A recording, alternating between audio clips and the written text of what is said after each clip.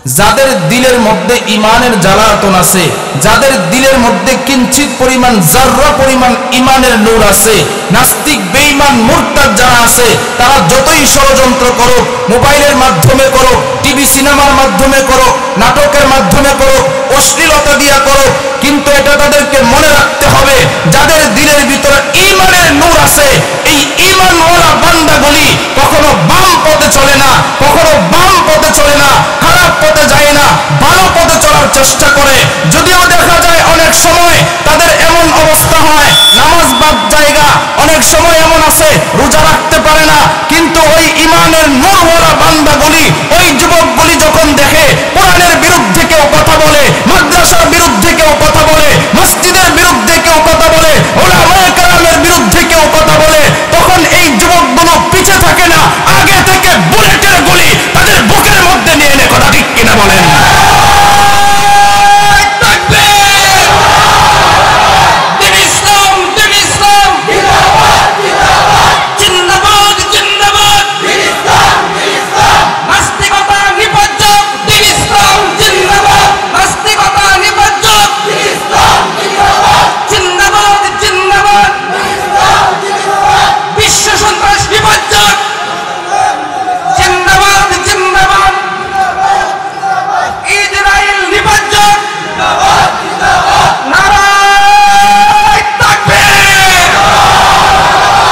সকলেই বলি মারহাবা, আরো জোরে আওয়াজ দিয়ে বলি মারহাবা। এই জন্য ও যুবক এখানে যারা আছেন, আমি আপনাদেরকে বলে দিতে চাই যে এই শরীর দান করেছে কে? আমাদেরকে শক্তি দিয়েছেন কে? আমাদের ভিতরে যে রক্ত আছে দান করেছেন কে? সুতরাং এই জীবন যদি দিতে হয় রবের জন্যই দিব, কথা ঠিক কিনা বলেন? এই রক্ত যদি দিতে হয় রবের জন্যই দিব, এই ঘাম যদি ঝরাইতে হয় রবের জন্যই দিব, প্রয়োজনে মাঠে নামবো, জীবন দিব, রক্ত দিব, কাফনের কাপড় মাথায় বেঁধে যদি জেলখানায় যাওয়া লাগে, ফাঁসির কাষ্ঠেও যদি ঝোলা লাগে, এরপরও কখনো বাতিলের সামনে মাথা নত করতে রাজি নাই, কথা ঠিক কিনা বলেন?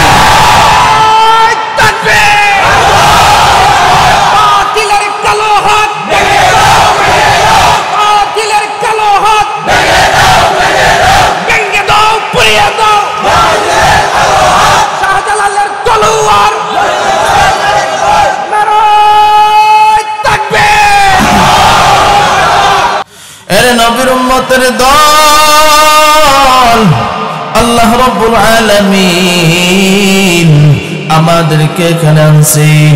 আল্লাহ যদি তৌফিক না দিতেন তাহলে আমরা এই মাহফিলে আসতে পারতাম না, ঠিক কিনা? আজকে আমাদের মতো কত মানুষ রাস্তাঘাটে ঘুরে,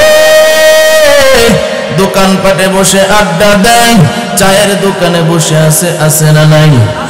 আরে ভাই, আমাদের মতো কত মানুষ আজকে হসপিটালে শুয়ে আছে না নাই? আরে ভাই, আমাদের মতো কত মানুষ জেলখানায় বন্দী আছে না নাই? আরে ভাই, আল্লাহ রাব্বুল আলামিন এমন একটা দামি জায়গায় আনছেন,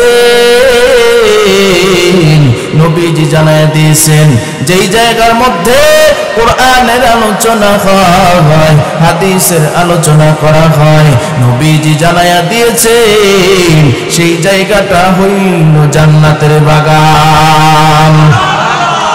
সেই জায়গাটা হইল জান্নাতের বাগান।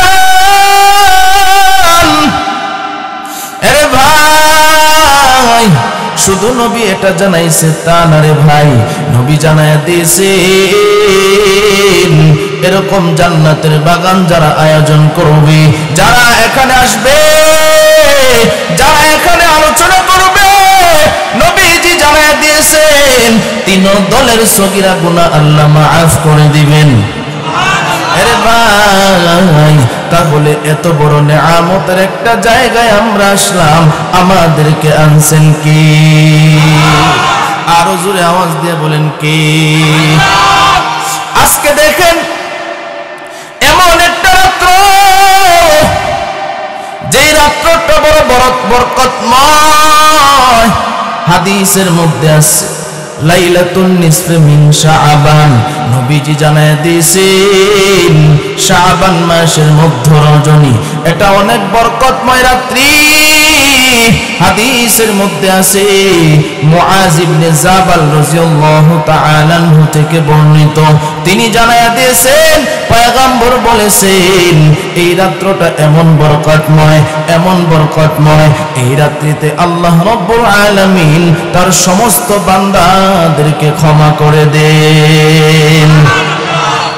শুধু তাই নাই রে ভাই,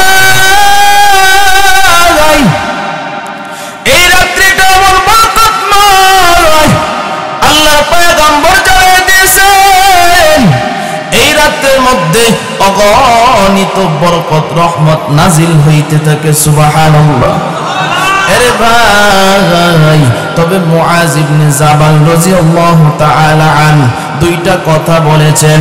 নবী তো জানায়া দিয়েছেন সকলের গুনাহ মাফ, তবে নবীজি এটাও জানাইছেন দুই ব্যক্তি ব্যতীত, দুই গুণওয়ালা ব্যক্তি ব্যতীত আল্লাহ সকলের গুনাহ মাফ করে দিবেন।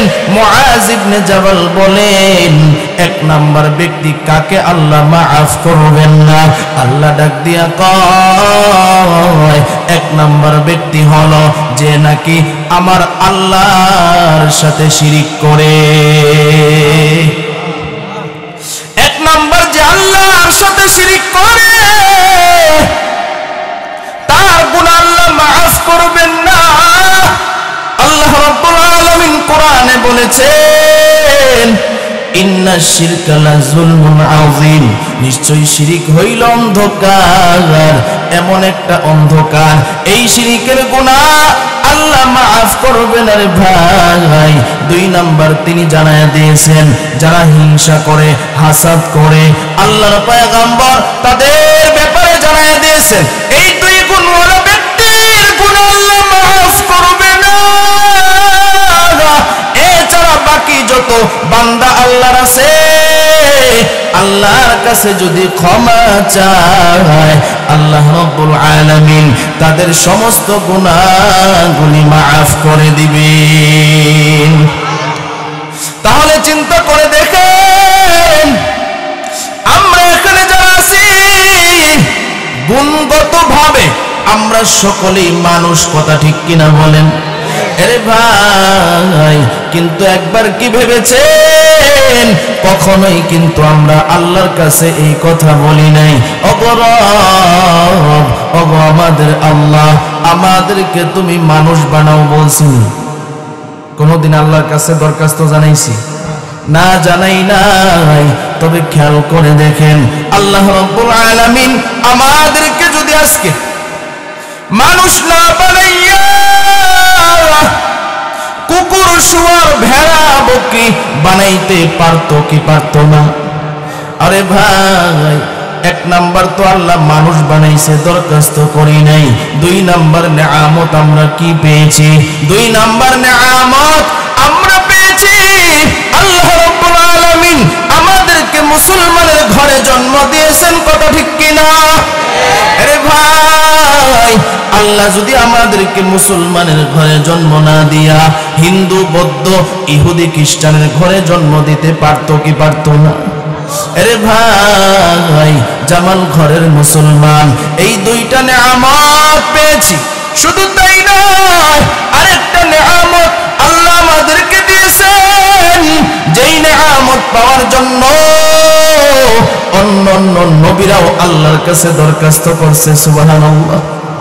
পয়গম্বর মুসা আলাইহিস সালাতু ওয়াস সালাম আল্লাহর কাছে দরখাস্ত করেছে। পয়গম্বর ঈসা আলাইহিস সালাতু ওয়াস সালাম আল্লাহর কাছে দরখাস্ত করেছে। আল্লাহর ডাক দিয়া কয় আল্লাহ, তুমি যদি আমারে আখিরি জামানার পয়গম্বর উম্মত বানাইতা। মুসা আলাইহিস সালাতু ওয়াস সালাম বলছে, ঈসা আলাইহিস সালাতু ওয়াস সালাম বলেছে, কিন্তু আল্লাহ ডাক দিয়া কয় আরে মুসা, তোমার দোয়া আমি আল্লাহ কবুল করতে পারবো না। মুসা আলাইহিস সালাতু ওয়াস সালাম ডাক দিয়া কয় ওগো আল্লাহ, কেন গো আল্লাহ আমার দোয়া আপনি কবুল করবেন না? আল্লাহ ডাক দিয়া কয় মুসা, আমার আখিরি জামানার পয়গম্বরের উম্মত যারা হবে তাদের লিস্টটি আমি আল্লাহ ফিল আপ করে দিয়েছি। আর একটু জোরে কইতেন না সুবহানাল্লাহ। পয়গম্বর ঈসা আলাইহিস সালাতু ওয়াস সালাম আল্লাহর কাছে দোয়া করেছেন।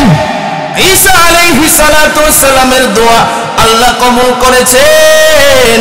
যখন কিয়ামতের নিকটে চলে আসবে, ইমাম মাহদী আলাইহিস সালাতু ওয়াস সালাম আসবেন, এরপরে দাজ্জাল আসবে, আল্লাহ রাব্বুল আলামিন তখন পয়গম্বর ঈসা আলাইহিস সালাতু ওয়াস সালামকে পাঠাবেন, আর তিনি আখিরি জামানার পয়গম্বরের উম্মত হিসেবে আসবে। আয়েশা দাজ্জালকে ধ্বংস করে এরপরে আল্লাহ দুনিয়া থেকে বিদায় করে নেবে। তাহলে চিন্তা করে দেখেন কেমন দামি নবীর উম্মত আমরা হয়েছি, কিন্তু আজকে আমাদের দাম আমরা বুঝি না। কথা ঠিক কিনা বলেন? আরে ভাই, আমাদের দাম যদি আমরা বুঝতাম তাহলে আমাদের দিকে তাকাইলে নবীর তরিকা খুঁজে পাওয়া যাইত, ঠিক কিনা? আজকে ইহুদি খ্রিস্টানের সব তরিকা সব অভ্যাস আমাদের ভিতরে ঢুকে গেছে। কথা ঠিক কিনা? আরে ভাই, অথচ এমন একজন নবী পেয়েছি যেই নবী রাস্তা দিয়ে যখন হাঁটতো মেঘের খণ্ড আয়েশা নবীরে ছায়া দিত। রাস্তা দিয়ে যখন নবী হাঁটতেন গাছ গাছালি নয়া নবীর সালাম জানাইতো। নবী যখন রাস্তা দিয়ে হাঁটতেন জঙ্গলার জীব জানোয়ার গুলো নবীরে সালাম জানাইতো। সুবহানাল্লাহ। আরে ভাই, একদিন সাহাবায়ে কেরামদেরকে নিয়ে নবী রাস্তা দিয়ে হাঁটতেছেন, বারবার সালামের আওয়াজ পাওয়া যায়। সাহাবায়ে কেরাম ডাক দিয়ে কয়, ওগো পয়গম্বর, এখানে তো কোনো মানুষ নাই, কোনো মানুষের বসবাস নাই। ওগো পয়গম্বর,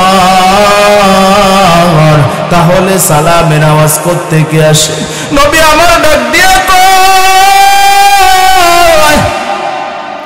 ও সাহাবীরা শুনো, আমি নবীর আগমন পাইয়া জঙ্গলার বাঘ আমার সালাম জানায়। আমি নবীর আগমন পাইয়া জঙ্গলার হরিণ আমার সালাম জানায়। আমি নবীর আগমন পাইয়া জঙ্গলার জীব জানোয়ার গুলি আমার সালাম জানায়। ও সাহাবীরা শুনো, আমি শুধু মানুষের নবী নই, আমি জঙ্গলার হিংস্র জানোয়ার গুলির নবী। বলেন সুবহানাল্লাহ। ইমামুল আউয়ালিন আল আখিরিন বহরে সাদকা রাহমাতাল লিল আলামিন। ইমামুল আউয়ালিন আল আখিরিন নূরে আলম রাহমাতাল লিল আলামিন মুহাম্মদ আরবি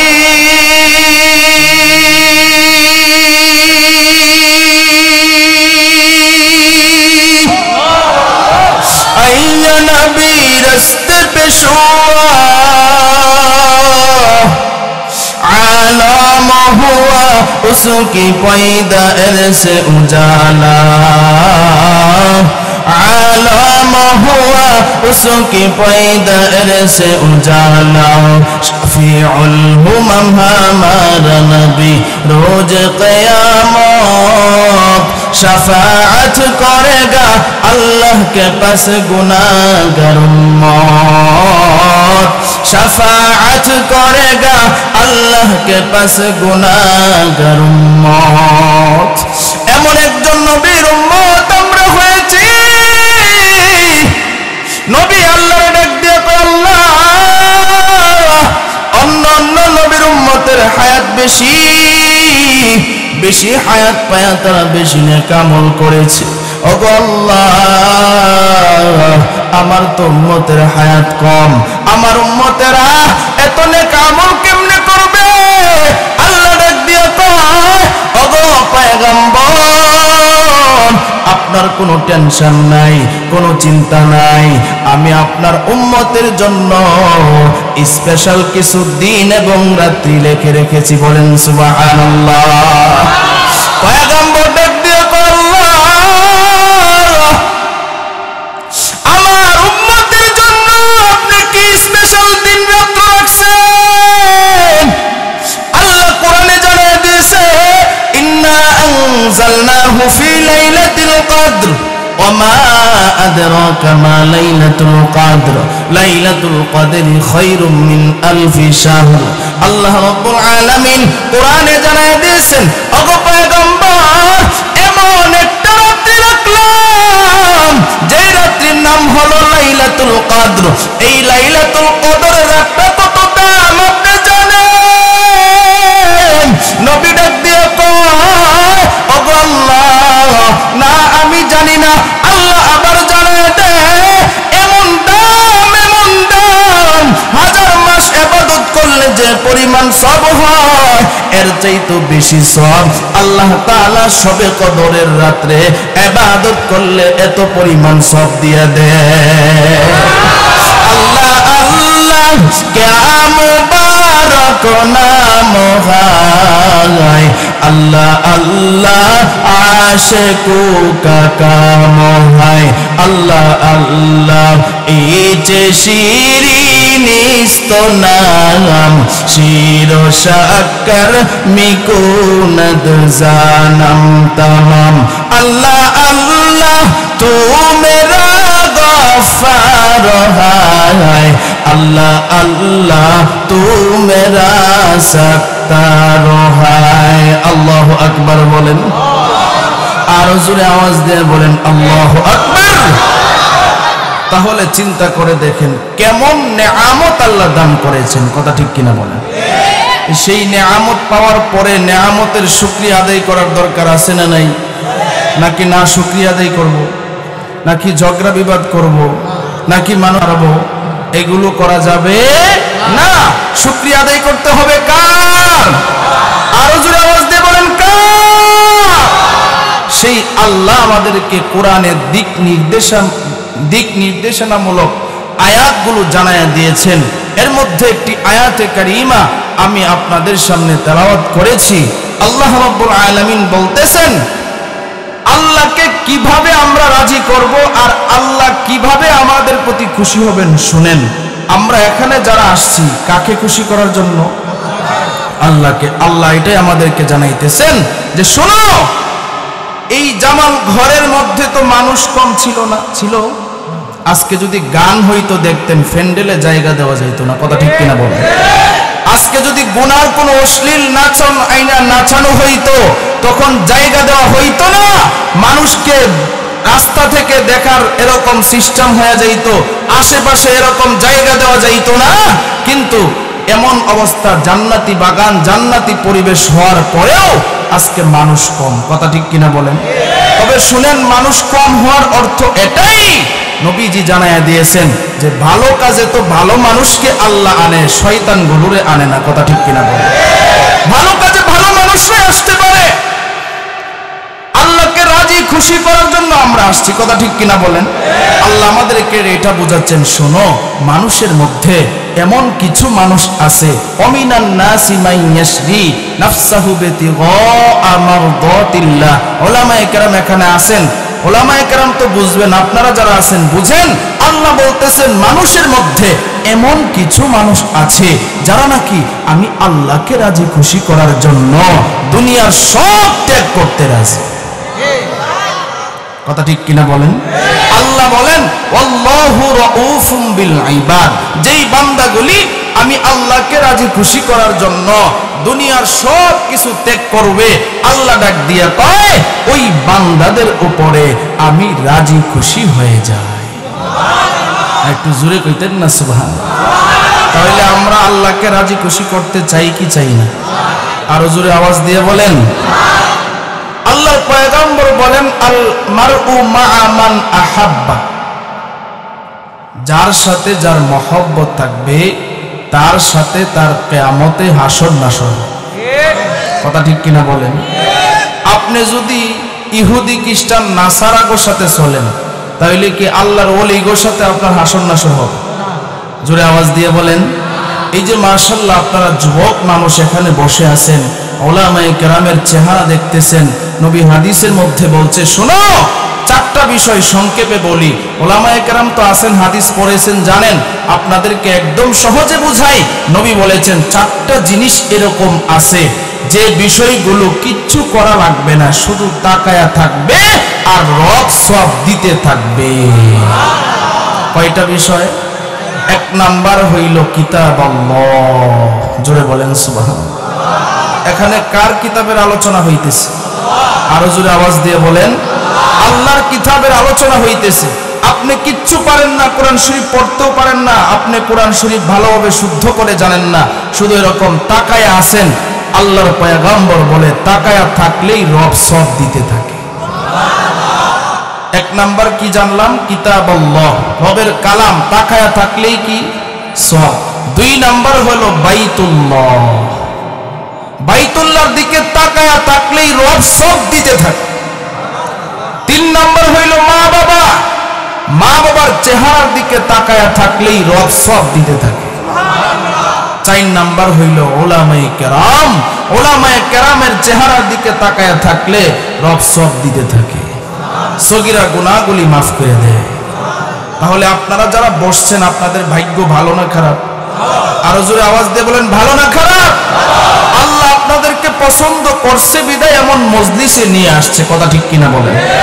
আর শুনেন, যাদের দিলের মধ্যে ইমানের জ্বালাতন আছে, যাদের দিলের মধ্যে কিঞ্চিত পরিমাণ জাররা পরিমাণ ইমানের নূর আছে, নাস্তিক বেঈমান মুরতাদ যারা আছে, তারা যতই ষড়যন্ত্র করুক, মোবাইলের মাধ্যমে করুক, টিভি সিনেমার মাধ্যমে করুক, নাটকের মাধ্যমে করুক, অশ্লীলতা দিয়া করুক, কিন্তু এটা তাদেরকে মনে রাখতে হবে, যাদের দিলের ভিতরে ইমানের নূর আছে, এই ইমানওয়ালা বান্দাগুলি কখনো বাম পথে চলে না, কখনো বাম পথে চলে না, খারাপ পথে যায় না, ভালো পথে চলার চেষ্টা করে।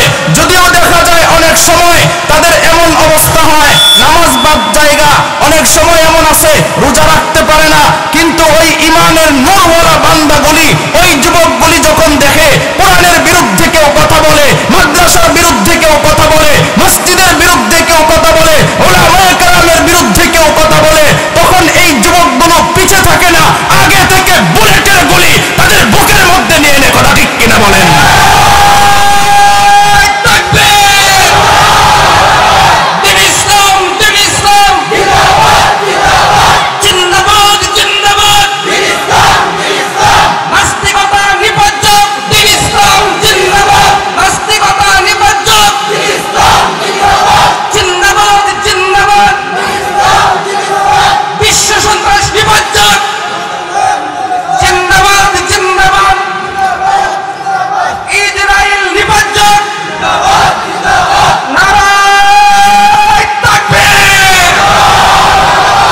সকলেই বলি মারহাবা। আরো জোরে আওয়াজ দিয়ে বলি মারহাবা। এই জন্য ও যুবক এখানে যারা আছেন, আমি আপনাদেরকে বলে দিতে চাই যে এই শরীর দান করেছে কে? আমাদেরকে শক্তি দিয়েছেন কে? আমাদের ভিতরে যে রক্ত আছে দান করেছেন কে? সুতরাং এই জীবন যদি দিতে হয় রবের জন্যই দিব, কথা ঠিক কিনা বলেন? এই রক্ত যদি দিতে হয় রবের জন্যই দিব, এই ঘাম যদি ঝরাইতে হয় রবের জন্যই দিব। প্রয়োজনে মাঠে নামবো, জীবন দিব, রক্ত দিব, কাফনের কাপড় মাথায় বেঁধে যদি জেলখানায় যাওয়া লাগে, ফাঁসির কাষ্ঠেও যদি ঝোলা লাগে, এরপরও কখনো বাতিলের সামনে মাথা নত করতে রাজি নাই, কথা ঠিক কিনা বলেন?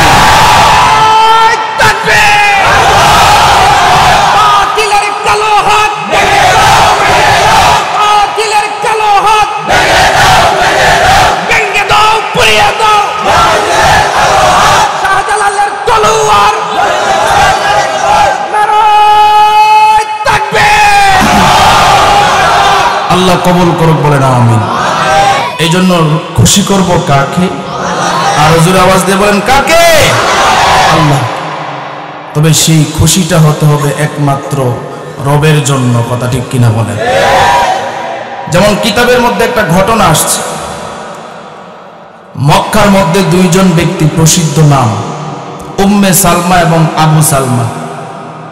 তারা দুইজন এমন নবীর পাগল ছিল, নবীর ভালোবাসায় এমন সিদ্ধ ছিল যে দুইজন স্বামী স্ত্রী রাত্রিবেলায় যখন একই বিছানায় শুয়েছে তখন একজন আরেকজনের সাথে আলোচনা করে, ও স্বামী, নবী তো এখন মক্কায় নাই, মদিনায় চলে গেছে, তাহলে চলেন না, নবীরে তো অনেকদিন ধরে দেখি না, একটু নবীরে চলে আমরা নবীর কাছে গিয়া একটু নবীরে দেখে আসি।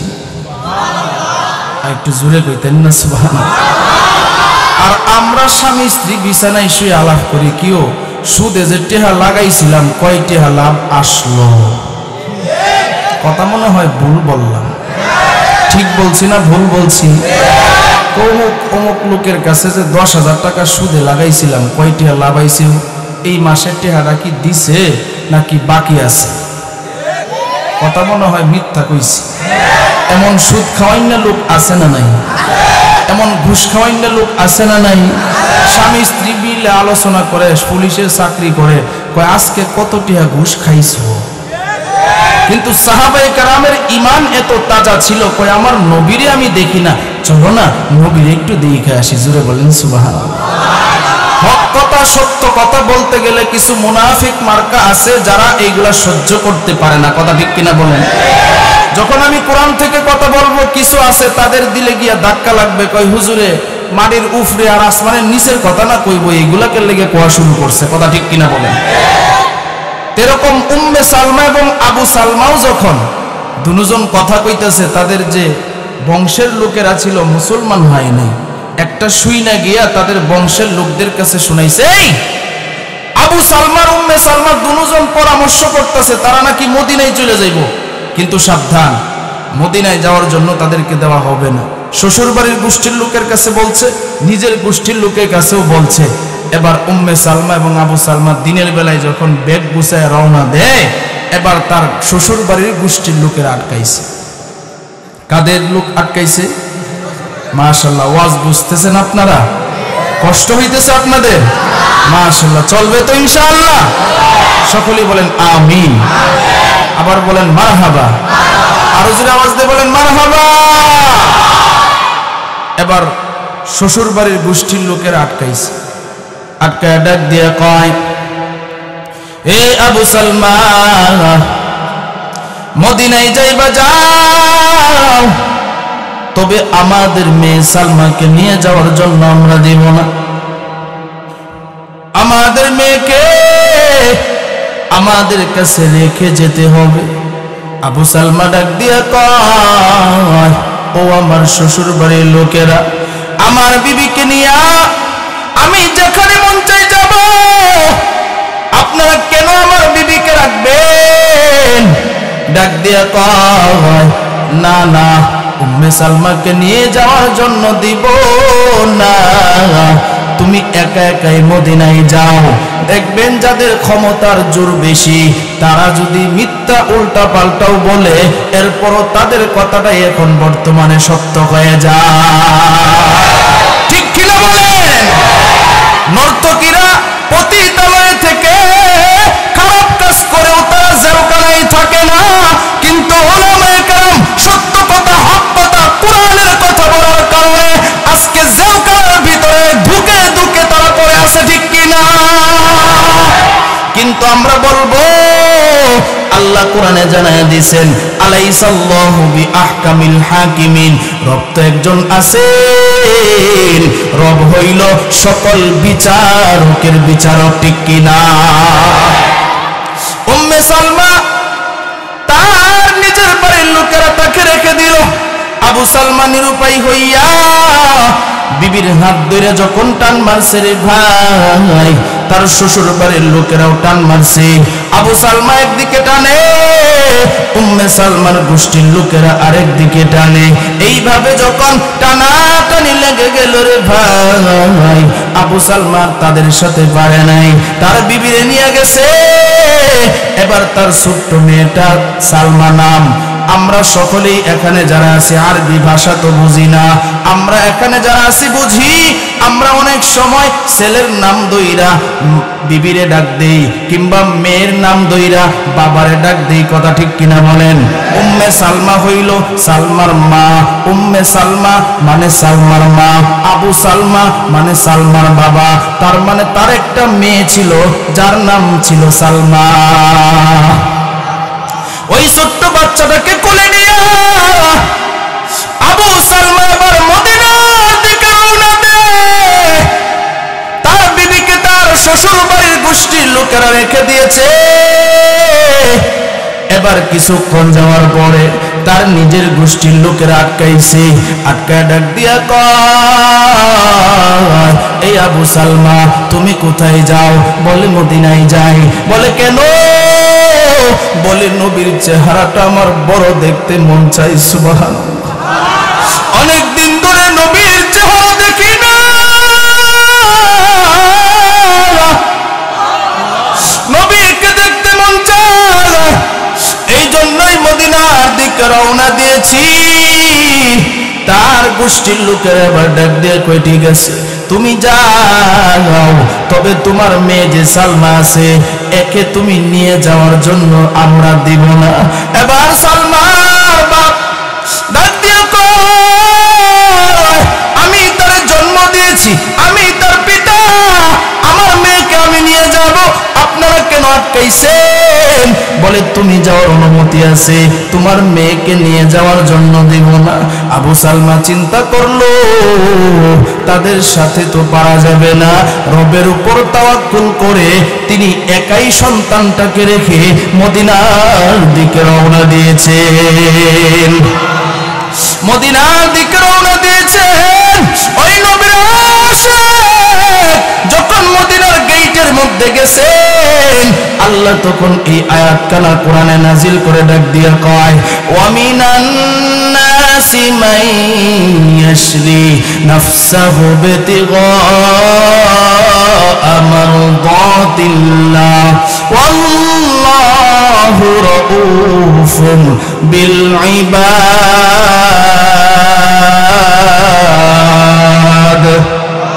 আল্লাহ রাব্বুল আলামিন বলেন, মানুষের মধ্যে এমন কিছু মানুষ আছে যারা নাকি আল্লাহর রাজি খুশি করার জন্য দুনিয়ার সব কিছু ত্যাগ করতে রাজি। জোরে বলেন সুবহানাল্লাহ।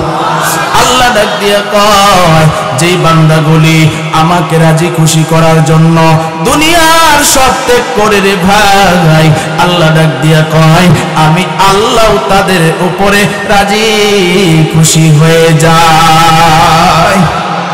একদিকে বিবি রেখে দিয়েছে, আরেকদিকে সন্তান রেখে দিয়েছে। মানুষের মা বাবার পরে আপন দুইজন, একজন হইল বিবি আর নিজের সন্তান। বিবির রেখে দিয়েছে তার শ্বশুর বাড়ির লোকেরা, আর সন্তানরা রেখে দিয়েছে তার গোষ্ঠীর লোকেরা। একা একাই যখন নবীর আশিক গেটের কাছে চলে গেল, এবার গেটের কাছে যায়া এবার তিনি তাকায়া দেখে গেটের কাছে আপনার আমার নবী মুহাম্মদুর রাসূলুল্লাহ সাল্লাল্লাহু আলাইহি ওয়াসাল্লাম আবু সালমাকে নেওয়ার জন্য দাঁড়ায় রয়েছে। সুবহানাল্লাহ।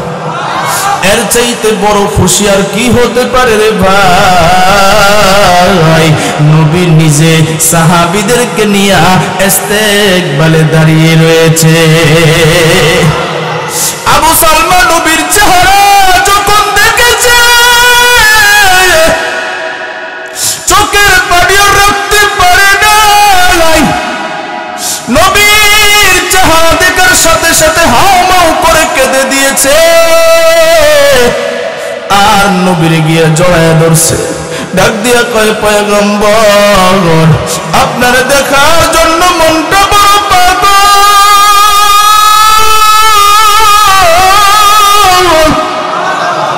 আপনাকে দেখার জন্য মনটা বড় পাগল হয়ে গেছে।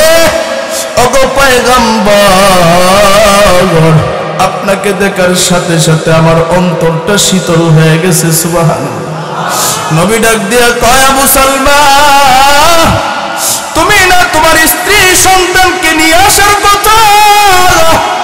এবার আবু সালমা ডাক দিয়ে কয়, ওগো পয়গম্বর, আমার বিবির সাথে পরামর্শ হয়েছিল, আমার বিবির আমি নিয়ে আসবো, কিন্তু আমি যখন রওনা দিলাম আমার বিবিরে আমার শ্বশুর বাড়ির গোষ্ঠীর লোকেরা রেখে দিয়েছে।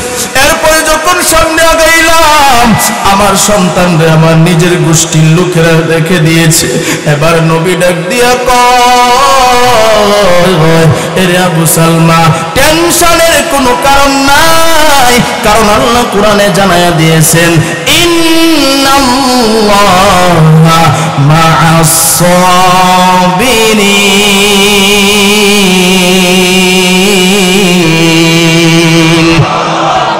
আল্লাহ রাব্বুল আলামিন জানায়া দিয়েছেন নিশ্চয়ই আল্লাহ ধৈর্যকারীদের সাথে আছে। জোরে বলেন সুবহানাল্লাহ। আরে ভাই, নবী যখন আবু সালমানে বুঝায়, আবু সালমা ডাক দিয়া কয়, ওগো পয়গম্বর, আমার দিলের ভিতরে একটু কষ্ট নাই। আপনারা যখন দেখলাম আমার দিলের যত কষ্ট ছিল সবগুলো শেষ হয়ে গেছে।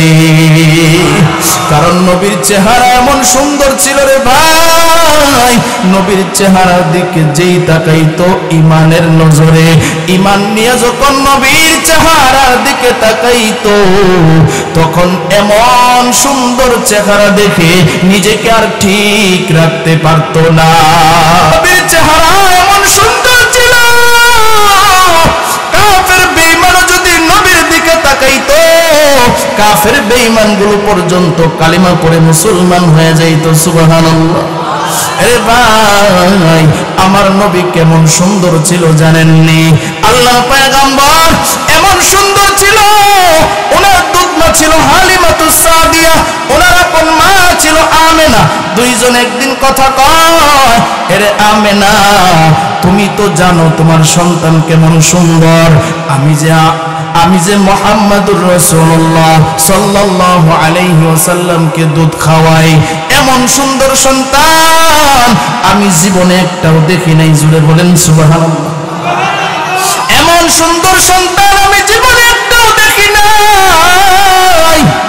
এবার আমেনা ডাক দিয়ে কয়, হালেমা, তুমি তো দেখো গ্রামে আর আমি তো থাকি মক্কা শহরে। শুনো, আমি মক্কা শহরে দেখলাম আমার সন্তান মুহাম্মদ এত সুন্দর, আমার সন্তানের মতো আর একটা সন্তানও নাই।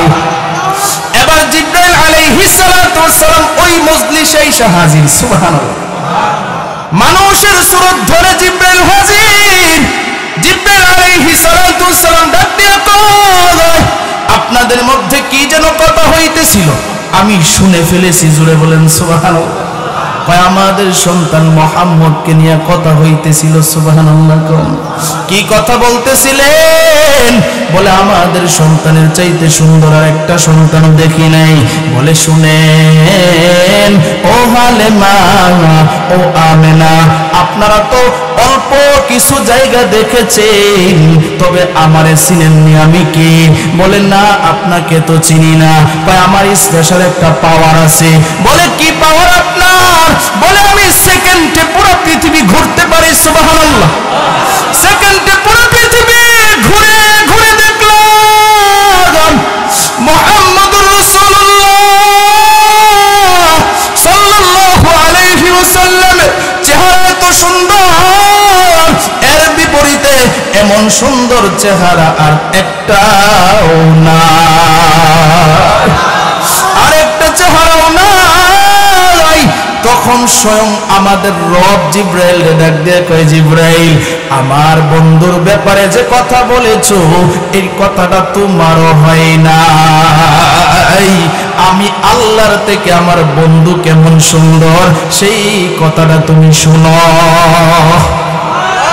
আল্লাহ ডাক দিয়ে কয়, জিবরাইল, আমার বন্ধুরে আমি কেমন সুন্দর বানাইছি জানোনি? কয়, কেমন সুন্দর বানাইছেন? কয়, আমার বন্ধু যেমন চাইছে এমন সুন্দর কইরা আমি বানাইছি। সুবহানাল্লাহ। লৌহে মাহফুজে সমস্ত মানুষের সুরত আছে। আল্লাহ রাব্বুল আলামিন জিবরাইল ডাক দিয়ে যদি এক জায়গায় রাখা হয় আর আমার বন্ধুর সৌন্দর্য যদি আরেক জায়গায় রাখা হয়, সমস্ত মানুষের সবচাইতে বেশি সুন্দর কইরা আমার বন্ধুরে আমি বানাইছি। সেই নবীরে যদি একবার দেখতে পারতাম তাহলে আমাদের অন্তরটা জুড়ায় যাইতো, ঠিক কিনা বলে? সেই নবীর চেহারা যদি আমরা দেখতে পারতাম অন্তরটা জুড়ায় যাইত। তবে নবীর চেহারা যদি দেখতে চান আমল লাগবে, আমল। এমন কিছু আমল আছে আল্লাহ কোরআনে জানায়া দিয়েছেন, হাদিসেও জানায়া দিয়েছেন। এর মধ্যে এক নাম্বার আমল, নবীকে যদি দেখতে চান তাহলে নবীর উপরে বেশি বেশি দুরূদ পড়া লাগবে। সবচাইতে ছোট দুরূদ হইল সাল্লাল্লাহু আলাইহি ওয়াসাল্লাম। অনেক বুজুর্গদের ঘটনায় পাওয়া যায় কেউ যদি দিনে 300 বার দুরূদ পড়ে, লাগাতার যদি পড়তেই থাকে, সে মৃত্যুর আগে একবার নয় একবার নবীজিকে স্বপ্নে যুগে দেখতে পারবে। তাহলে আমল করতে রাজি আছেন তো ইনশাআল্লাহ? কতবার কতবার? আরো জোরে আওয়াজ দিয়ে বলেন কতবার? 300 বার যদি আমল করেন ইনশাআল্লাহ নবীজিকে দেখবেন। ওই সুবহানাল্লাহ। আরেকটা আমল আছে, ওই আমলটা হলো কোরআনকে যদি মহব্বত করেন তাহলে নবীজি স্বপ্নে যুগে আইসা সাক্ষাৎ করবে। কোরআনকে মহব্বত করা মানে কোরআন ওয়ালাকে মহব্বত করা। সুবহানাল্লাহ। যে কোরআনের হাফেজ সে দামি কি দামি না?